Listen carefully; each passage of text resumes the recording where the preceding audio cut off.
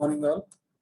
Welcome back to session number 6. So in this session, we are going to discuss about ocean thermal energy conversion. This is the table of content. It includes the working principle of ocean thermal energy conversion as well as the Rankine cycle. And the ocean thermal energy conversion power station in the worldwide. And the problems, the major problems associated with the ocean thermal energy conversion, the open cycle ocean thermal energy conversion, and closed cycle ocean thermal energy conversion. These are the few important topics which we are going to cover in the present session. So, in this slide, right, you can see the basic working principle of the ocean thermal energy conversion. So this is the schematic representation of ocean thermal energy conversion system.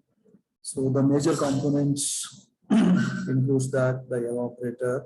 So this is the evaporator, this is the condenser, and this is the turbine coupled with the generator. These are the few important components. And before discussing the working principle of this, so how this works, right? Before that, we try to understand the importance of the ocean thermal energy conversion process. Means how we can generate the energy source. That thing we will try to understand. Then we will discuss about the working principle of this particular system. Okay. So with respect to this diagram, you can see the temperature difference between the upper surface of the ocean and the deeper surface of the ocean. Okay.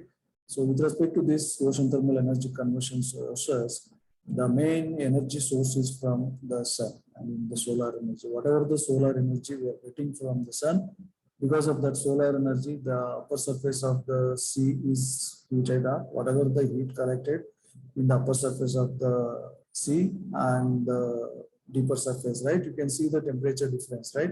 Upper surface of the sea is almost having 35 degrees Celsius, and the deeper surface of the ocean is having 3 degrees Celsius temperature. So due to this temperature difference, and because of this temperature difference, we can effectively utilize this temperature difference, and because of this temperature difference, we can generate the electricity.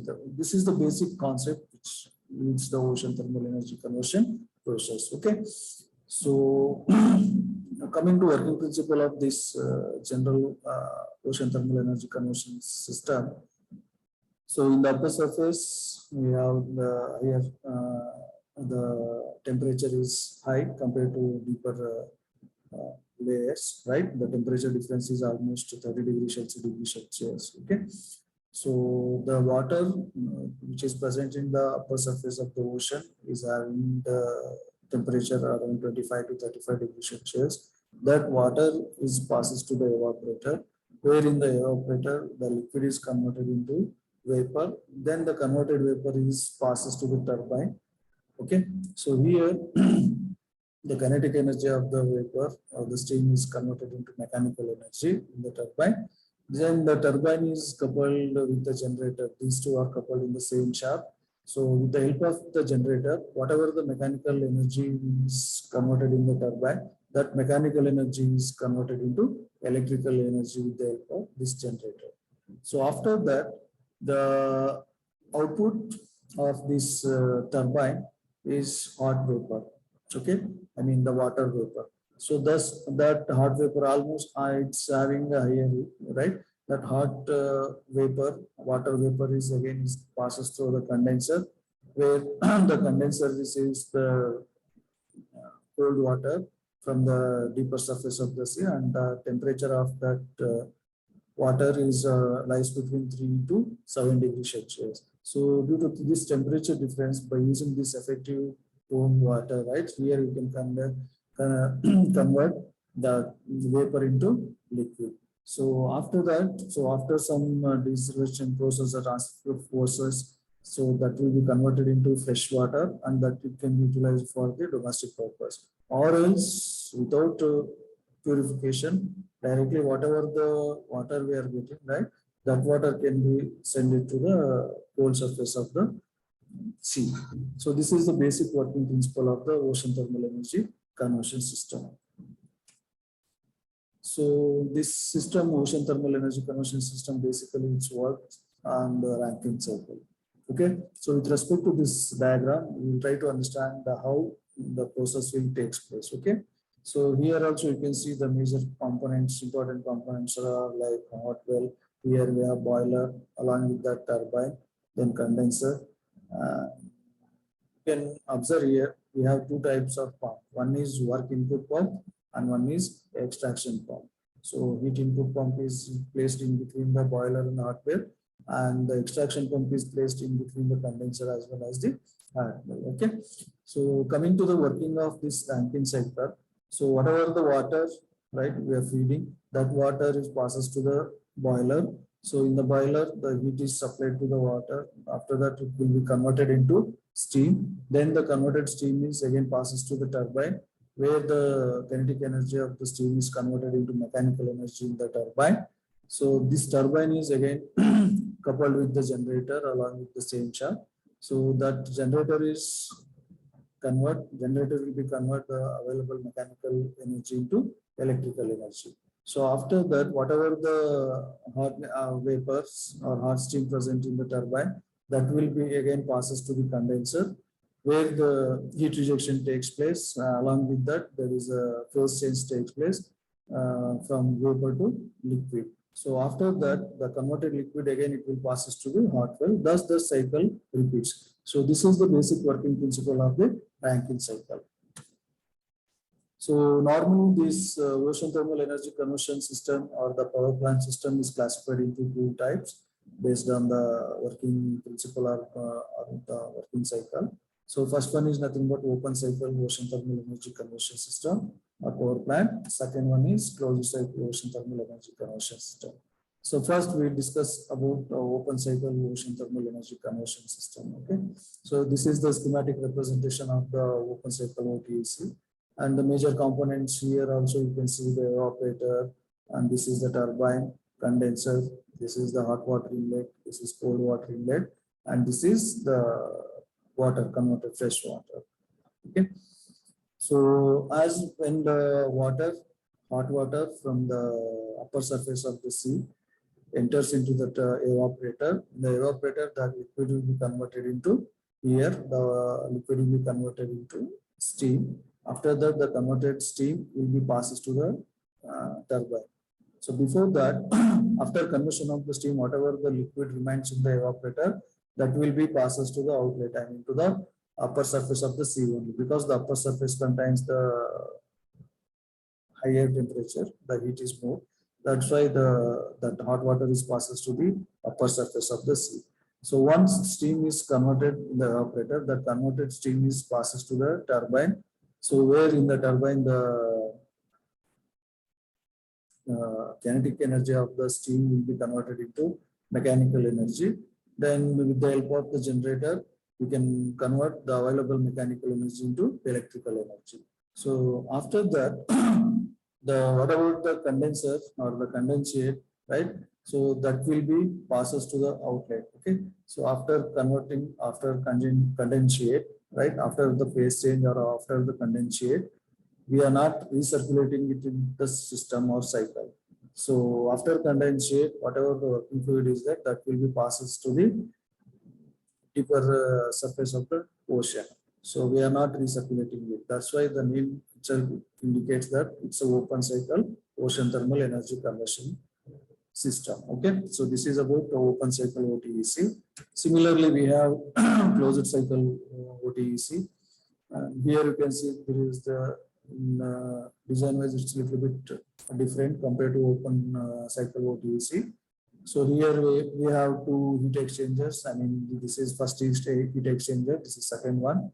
First one is nothing but boiler. Second heat exchanger is nothing but condenser. And here we are using the working media, which are having the low boiling point. Those kind of working medium or working liquid we are using in the closed cycle ocean thermal energy conversion. Those are nothing but ammonia, freon, neon. These are the example for the working medium or working fluid in the closed cycle ocean thermal energy conversion system. Okay. So along with that, the remaining components are same, like the turbine, the generator. Okay. These components remain same. So Coming to working of this closed cycle ocean thermal energy conversion. So whatever the warm water present in the warm surface of the sea, I mean the upper surface of the sea, that will run into the boiler. Okay.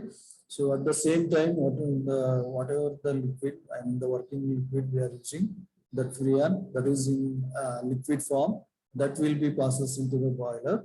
So then due to this heat, the liquid, the freon liquid will be converted into vapor.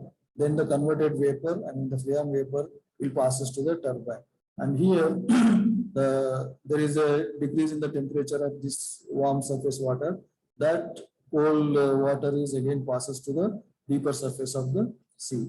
Then the vapor, the converted freon vapor is passes to the turbine, where in the turbine the will be converted into mechanical energy. The kinetic energy of the vapor or the steam will be converted into mechanical energy, and with the help of this generator, we can convert the available mechanical energy into electrical energy. So here also again in the turbine, with respect to this turbine, the output of this turbine is again it's in the hot form, I mean the hot vapor.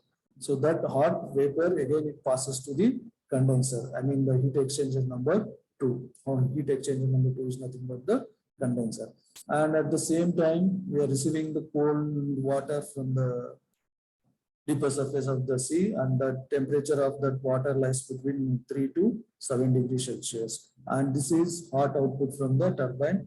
So that will get direct contact in the condenser due to this difference in the heat, right? In the condenser, there is a change in phase from vapor to the liquid. Once in the condenser, the liquid, after converting it into liquid form, then again that condensate, it will be formed to the, it will be supplied to the boiler, so that this cycle repeats. So here, after condensate, whatever the condensate is there, that will be passed to the boiler. Again, it will be recirculating within the system. So that's why that name indicates it's a closed cycle ocean thermal energy conversion system. So this is about closed cycle OTEC. So in this slide, you can see the major problem, what the major problem we are facing with respect to the ocean thermal energy conversion. Those problems here are listed. So these are the few major problems which are associated with the ocean thermal energy conversion system. Okay. So first one is nothing but construction of OTEC plants and pipes in the ocean may cause damage to the onshore of the marine ecosystem, intermediate users. Okay. So the construction of the ocean thermal energy conversion, it's not a easy task, right? So for this, it requires number of pipes with different geometry for deeper sea. It reaches up to 1,000 meters. Okay, I mean inside the deeper surface of the sea, that range is lies between 0 to 1,000 meters. So that kind of pipelines are required, and this may damage to the marine ecosystem. Whatever the equipments we are placing with respect to the ocean thermal energy conversion system, that may damage to the marine ecosystem. This is the one kind of problem. And second problem is, as this technology has been tested only for small scale, it is not recommended or it is not feasible for an energy company to invest in the major source. Means the ocean thermal energy conversion is restricted to small scale. Okay, so we don't have that kind of technology so that we can produce, so that we can implement it to the large scale. So this is also one kind of major problem. And similarly, we have third problem, that is nothing but the locality of the production. So the locality of the production means where you are planning to set up this ocean thermal energy conversion power plant, right?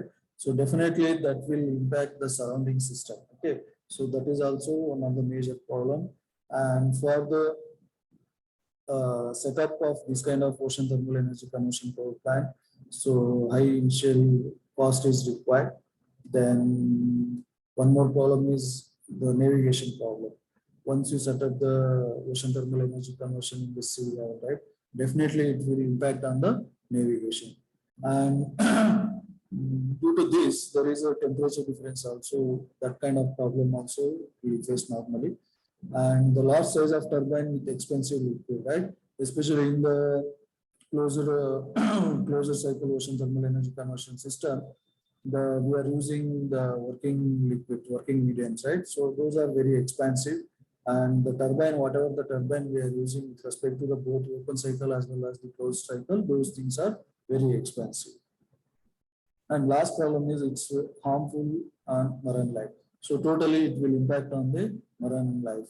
It includes the navigation and fishes, even birds. These are the few important things which includes in the marine life. So these are the few important or major problems which are associated with the ocean thermal energy conversion system.